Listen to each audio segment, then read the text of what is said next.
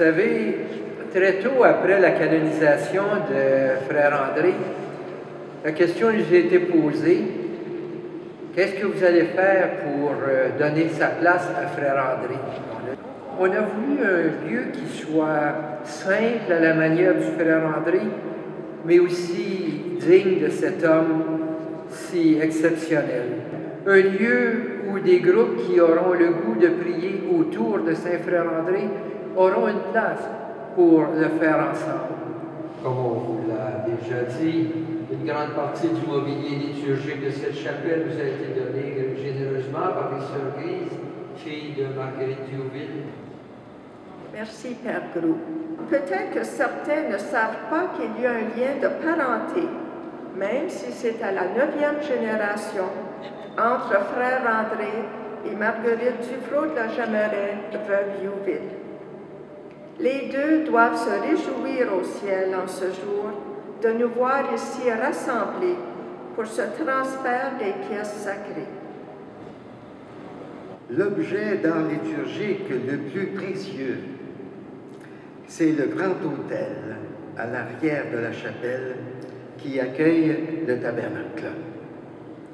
Cet autel a servi pendant plusieurs années comme reliquaire contenant les restes de Mère Marguerite Diouville. Il tient désormais la place principale dans cette chapelle en devenant l'autel du Saint-Sacrement. L'autel à l'avant pour les célébrations eucharistiques a été construit par un artisan de chez nous.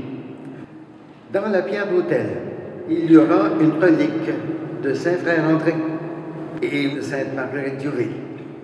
Ces lampadaires sont en laiton massif flûté. La lampe du sanctuaire est une pièce d'art liturgique remarquable. Elle date de 1883. La chaise du président d'Assemblée complète ce mobilier de première importance. Nous vivons aujourd'hui la suite d'une belle et merveilleuse aventure, d'une grande démonstration de foi et d'amour, dont les premières preuves concrètes et documentées prenaient place en 1901. J'aimerais signaler que cette réalisation a été rendue possible grâce à l'apport d'une équipe motivée, dévouée et fière.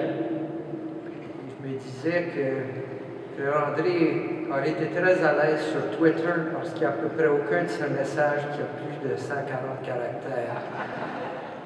Dans la prière, on parle à Dieu comme on parle à un ami. Et la toute dernière prière que Frère André aurait dit avant de mourir, probablement une évocation qu'il a dit très souvent dans sa vie. Marie, ma douce mère et mère de mon doux sauveur, soyez-moi propice et secourez-moi.